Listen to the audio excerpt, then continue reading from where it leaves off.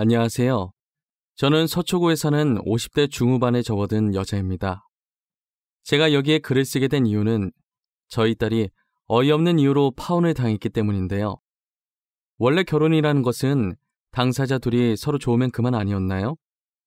아직도 집안 배경이라는 것이 중요한 세대인가요?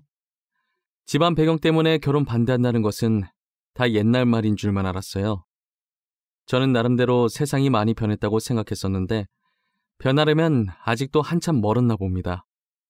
저희 집안은 남들이 봤을 땐 되게 평범하고 그닥 부유해 보이진 않아요. 남편과 저는 친구 따라 있는 돈 없는 돈 털어서 부동산에 투자를 하게 되었는데 그게 대박이 터져서 수많은 돈이 저희 손에 쥐어진 거예요. 그 뒤로 저희는 약간의 돈으로 주식을 하기 시작했고 정말 운이 좋았던 건지 주식으로도 꽤나 많은 돈을 벌어들일 수 있었어요. 저희 가족은 많은 돈을 가지게 되었다고 해도 초심을 잃지 말자는 생각을 항상 하고 있었어요. 남편은 돈 생겼으니 괜히 사업하겠다는 헛된 생각을 하지 않았고 다니던 직장을 꾸준히 계속 다녔어요.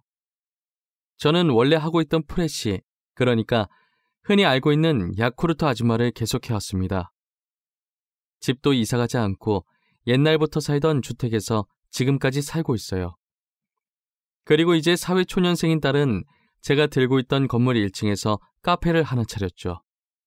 카페에서 일하면서 매일 커피를 사가는 남자와 연애를 시작했다고 하더라고요. 예비 사위는 바로 옆 건물에서 일하고 있는 멀끔한 청년이었어요.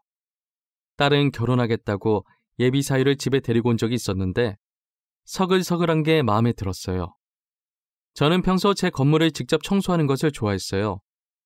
괜히 돈 주고 청소하는 사람 고용했다가 제 마음에 들지 않아서 그냥 제가 하기로 마음먹은 것이죠. 예비 사위는 그런 저를 몇 번 본 적 있다면서 아는 척을 하더라고요. 어머님께서 항상 지희 가게 건물 청소하시는 거 봤어요. 어쩜 그렇게 부지런하세요? 젊은 저도 어머니처럼 부지런히 움직이고 싶은데 마음처럼 쉽게 안 되던데. 내가 뭘, 별거 아니야. 그냥 가만히 있긴 뭐해서 사부작거리는 거지. 내가 좋아서 하는 거라 그렇게 힘든지도 모르겠어. 아침 일찍부터 야구르트 방문 판매에 이렇게 건물 청소까지 하시잖아요. 그 나이에 그렇게 움직이기 쉽지 않으실 텐데 저희 엄마도 집에만 계시거든요. 어머님은 진짜 대단하세요. 에이, 아니야. 나한테 지금 잘 보이려고 일부러 계속 이러는 거지? 안 그래도 돼. 그러지 마. 나 진짜 너무 부끄러워. 부끄럽다고 그만하라고 하긴 했지만 저를 치켜 세워주는 예비 사이가 싫지는 않았어요. 아무리 빈말이라도 요즘 친구들은 저렇게 말을 잘 못하잖아요. 제게 노력하려는 게 보여서 예비 사위의 첫인상은 아주 좋았습니다. 저희 남편도 아무 말 안 했지만 예비 사위를 마음에 들어하는 것 같았어요. 그렇게 저희 딸도 예비 사위 집에 인사드리러 갔다 와서 상견례를 하기로 했습니다. 딸의 시부모님이 되실 분들도 예비 사위 못지않게 성격이 좋아 보이셨어요. 두 분께서 되게 인자한 미소로 저희를 반기고 계시더라고요. 첫인상이 너무 좋아서 저런 가족이라면 우리 딸을 믿고 맡겨도 되겠다는 생각을 하고 있었어요. 하지만 말하면 말할수록 어딘가 이상한 느낌이 들더라고요. 우리 아들에게 사돈에 대해서 많이 들었습니다. 사돈 어른께서 자동차 관련해서 일을 하고 계신다던데 자금이 많이 들어가겠어요. 저희 회사가 아무래도 큰 편이라 자금이 많이 들어가긴 하겠죠. 저도 정확히 얼마나 들어가는지는 모르겠네요. 근데 왜 물어보시는 건지. 아니에요. 그냥 한번 여쭤본 말이었어요. 보통 자금을 여유분까지 넣어놓고 계신가 봐요. 정확한 금액을 모르시는 걸 보니. 네, 아무리 일 잘하는 사람이라도 실수할 때가 있잖아요. 결제일을 착각할 수도 있는 거고 그것 때문에 회사가 망할 수도 있으니 여유 자금을 미리 넣어놓는 편이더라고요. 그렇군요. 회사가 제법 체계적이네요. 결제일 착각해서 망할 일은 없겠어요. 제가 초면에 질문이 너무 많았던 것 같네요. 얼른 식사하시죠. 예비 안 사돈이 계속 남편한테 저희가 엄청난 사업을 한다는 것처럼 이야기하는데 저는 그냥 제가 잘못 알아들은 건가 싶어서 깊게 생각하지 않고 그냥 넘어갔어요. 그렇게 결혼 날짜까지 잡고 상견례를 무사히 잘 끝내고 집으로 돌아왔어요. 집으로 돌아오는 순간부터 결혼 준비로 바쁘게 움직여야겠더라고요. 예비 사위가 빨리 결혼하고 싶다고 하는 바람에 조금 촉박하게 날짜를 잡은 터라 저는 딸과 급하게 혼수랑 웨딩드레스를 보러 다녔어요. 금방 끝날 줄 알았는데 생각보다 준비할 게 너무 많더라고요. 그래도 저희 딸이 시집가서 밉보이면 안 되니까 없는 시간까지 쪼개서 뛰어다녔습니다. 그런데 결혼 일주일 남겨두고 딸이 울면서 집으로 돌아왔더라고요. 왜 그러냐고 무슨 일 있냐고 물어보니 예비 사위가 헤어지자고 했다는 겁니다. 갑자기 예비 사돈이 딸과의 결혼을 반대했다는 거예요. 저와 남편은 마른 하늘에 날벼락 맞은 것도 아니고 하루아침에 파혼을 당하니 당황스러웠어요. 이유라도 알고 싶었는데 아무리 물어봐도 딸은 입을 꼭 다물더라고요. 제가 말할 때까지 자신을 놓아주지 않을 것 같으니 겨우 입을 열었어요. 오빠가 나랑 결혼하고 싶어서 우리 집안이 사업하는 집안이라고 거짓말을 했대. 아빠 지금 다니고 있는 회사 아빠 거라고, 아빠가 사장이라고. 뭐? 이게 무슨 안서방이 진짜 생각이 있는 거야 없는 거야? 아니 어쩌자고 어른들한테 강 크게 그런 거짓말을 한 거야? 그래서 자기도 너무 양심에 찔려서 사실대로 아빠는 월급 받으면서 회사 다니고 엄마는 야쿠르트 아줌마라고, 그리고 가끔 건물 청소하러 다닌다고 했대. 어쩐지 안사돈이 그이한테 자금이 어쩌고 체계적 어쩌고 하더니 우리가 사업하는 줄 알고 지방 배경 보고 결혼 허락한 거였네. 알고 보니 예비 사위가 저희 딸과 결혼하고 싶어서 거짓말을 쳤던 것이었어요. 그리고는 예비 사돈이 딸한테 전화해서 하마터면 사기 결혼할 뻔했다면서 화를 내려다가 자기 아들이 결혼하고 싶어서 거짓말 친 것이니 그냥 넘어가겠다고 했다는 거예요. 거짓말 친 건 자기 아들인데 왜 저희 딸한테 그냥 넘어가겠다면서 으름장을 놓는 건지 모르겠더라고요. 그러면서 결혼은 없던 일로 하자고 했다더라고요.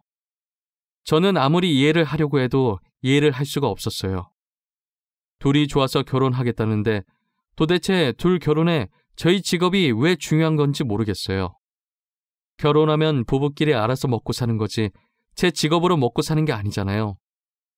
저는 파혼하는 이유가 납득이 안 갔지만 오히려 잘 됐다고 결혼하기 전에 본성을 드러내서 다행이라면서 울고 있는 딸에게 괜찮다면서 다독여줬어요. 딸은 처음에 예비시댁이 그런 얘기를 했을 때 단지 남자친구와 헤어져야 한다는 사실 하나만으로 슬퍼서 눈물이 났었는데 곱씹어보니 저희를 거지 취급한 것 같다면서 너무 화가 난다더라고요. 그리고 갑자기 폰을 들더니 어디론가 전화하기 시작했어요. 오빠, 부모님 진짜 너무한 거 아니야? 어떻게 돈으로 사람을 평가할 수가 있어? 내가 진짜 생각할수록 화가 나서 못 참겠어. 오빠는 왜 그런 거짓말을 해서 이 꼴을 만들어? 지희야, 내가 미안해. 나 진짜 너랑 결혼하고 싶어서 그랬던 거야. 그런데 부모님이 이렇게까지 반대하실 줄은 몰랐어. 진짜 내가 입이 10개라도 할 말이 없다. 진짜 오빠가 제일 나빠. 우리가 거지도 아닌데 왜 이런 취급을 받아야 하는데? 아빠가 회사 다니는 게 뭐? 엄마가 야구르트 아줌마인 게 뭐? 그게 그렇게 나쁜 직업이야? 나쁜 직업은 아니지. 그런데 우리 엄마 입장에선 좀 그랬나 봐. 내가 엄마 대신 이렇게 사과할게. 그러니까 화 풀어, 어? 내가 다시 잘 설득해 볼게. 됐어. 설득하지 마. 나도 결혼 안 할 거야. 우리 부모님 무시하는 집안이랑 결혼 못 해. 그리고 엄마 건물, 엄마가 자기 건물 청소하겠다는데 그렇게 못마땅할 일이야? 지혜야, 방금 뭐라고? 너네 엄마 건물? 너 지금 하는 카페 건물 말하는 거야? 그게 어머님 건물이야? 우리 엄마 건물이다. 어쩔래?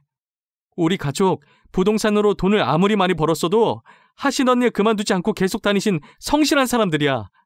이렇게 욕먹으실 분들 아니라고. 지혜야, 잠시만 좀 흥분을 가라앉혀봐. 내가 나중에 다시 전화할 테니까 조금만 기다려.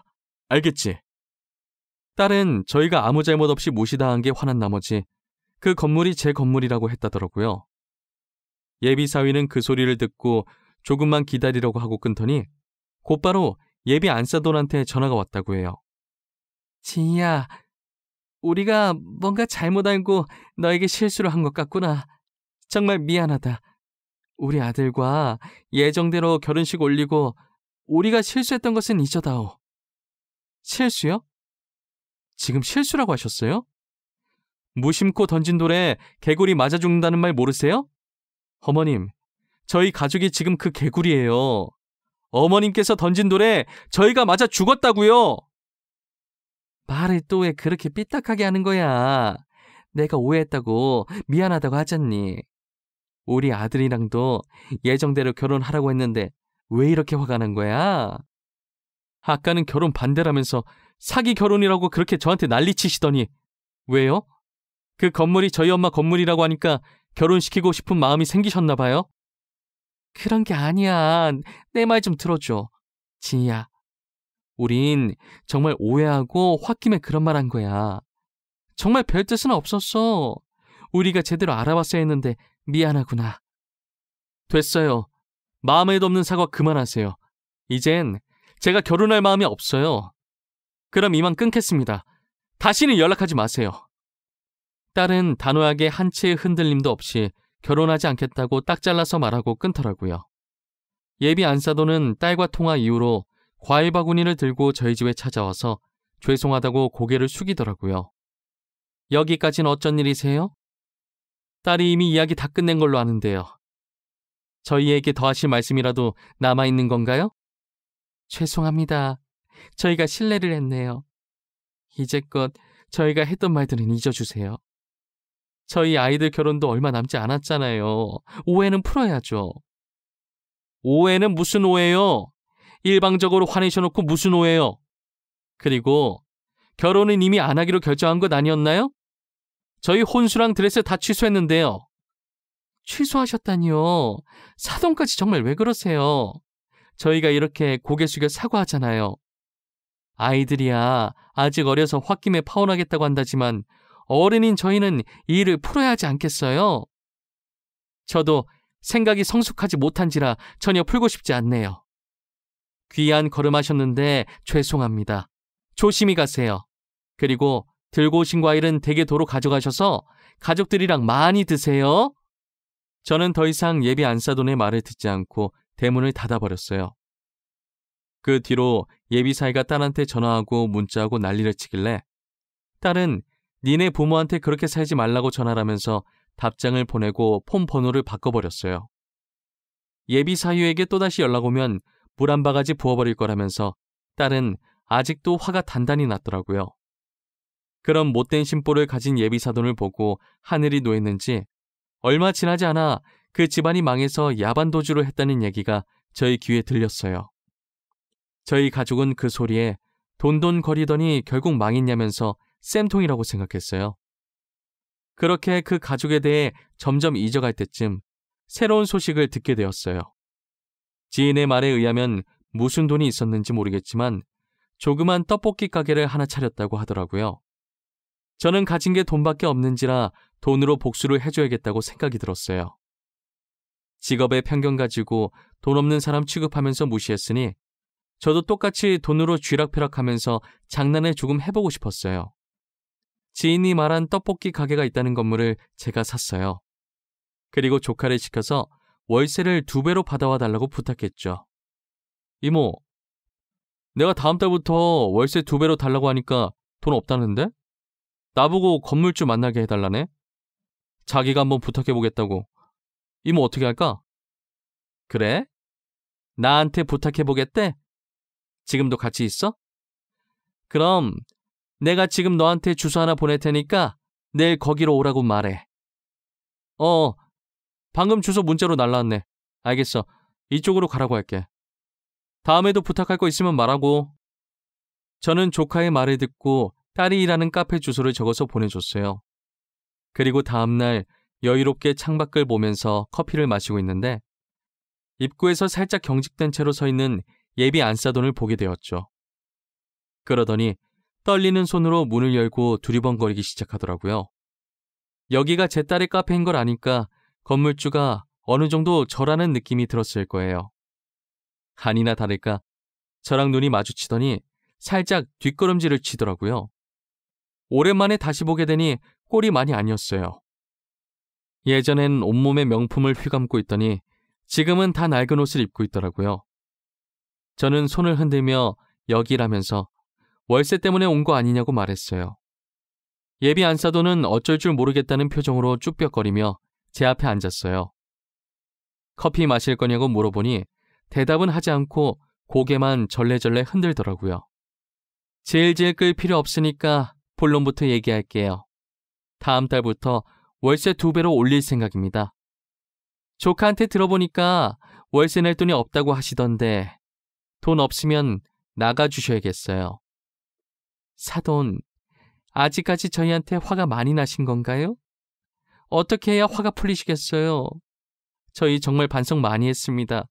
지금까지 많이 뉘우치면서 살았어요. 꼴을 보니 반성 안 하곤 못 베기겠네요. 그런다고 익은 고기가 생고기로 돌아오진 않죠. 상처가 아물어도 흉터는 남아있어서 잊으려고 해도 잊을 수가 없더라고요. 저희를 용서하지 않으셔도 됩니다. 하지만 가게만큼은 건들지 말아주세요. 이 가게까지 잘못되면 저희 가족들 정말 길거리에 나앉아야 돼요. 제발요. 그러게 결국 이렇게 될 걸. 그때 왜 저희 딸한테 그리고 저희한테 상처를 주신 거예요? 저희가 뭘 그렇게 잘못했다고 어린아이에게 상처 주면서까지 매정하게 구셨냔 말입니다. 정말 잘못했어요. 저희도 그땐 부유함이 영원히 계속될 줄만 알았어요. 너무 어리석었던 거 잘 압니다. 저도 지금 후회하고 있어요. 이미 늦었어요. 저는 용서해줄 생각이 전혀 없거든요. 돈 없으면 다음 달부터 당장 가게 빼세요. 이만 가볼게요. 저는 예비 안사돈에게 모질게 얘기하고 카페를 나왔습니다. 제가 나가고 난 후는 어떻게 됐는지 몰랐었는데 예비 안사돈이 카운터로 가서 음료를 만들고 있던 딸한테 무릎을 꿇고 빌었다고 하더라고요. 딸은 본 척도 하지 않고 만들고 있던 음료를 마저 만들었다고 합니다. 쪽팔린지도 모르는지 계속 그렇게 무릎 꿇고 있길래 딸은 이제 일어나라면서 하루 종일 자기 앞에 이러고 있어봤자 자신은 제 마음을 돌릴 힘이 없다고 말했다고 하더라고요. 결국 예비 안사돈은 아무것도 해결하지 못한 채 돌아갔고 얼마 후 가게를 뺐어요. 그 뒤로는 그 집안 소식을 들을 수가 없었어요. 아무도 모르는 곳으로 자취를 감췄다고 하더라고요. 모든 잘못은 부메랑처럼 자기 자신에게 돌아온다는 말 한 번쯤은 해보신 적 있으시잖아요. 저 말처럼 어떤 잘못을 하면 자신한테는 그 잘못의 2배로 돌아오는 것 같아요. 사람은 살면서 누구나 실수를 할 수는 있습니다. 오히려 실수를 한 번도 안 해본 사람 찾는 게 더 어려울 거예요. 하지만 본인의 검은 속내를 드러내고 남에게 상처 준 후 나중에 그것을 실수라고 포장하지 마세요. 그것은 실수가 아니라 본인의 본래 인성이 그런 거예요. 검은 속내를 가지고 있다고 해서 무조건 본래 인성이 잘못됐다는 게 아니라 그걸 참지 못하고 남에게 상처 주면서까지 분출해내는 게 잘못이라는 거예요. 여러분들도 어떤 말을 할 때든 2번이고 3번이고 생각을 하신 후에 이 말이 세상 밖으로 나와도 누군가 다치지 않겠다 싶으실 때 내뱉으셨으면 좋겠네요. 제 이야기는 여기까지입니다. 지금까지 저희 이야기를 들어주신 모든 분들, 새해에도 늘 건강하시고 감기 조심하시고 하고 싶으셨던 일들이 있으시다면 모두 성공하는 한 해 되셨으면 합니다. 감사합니다.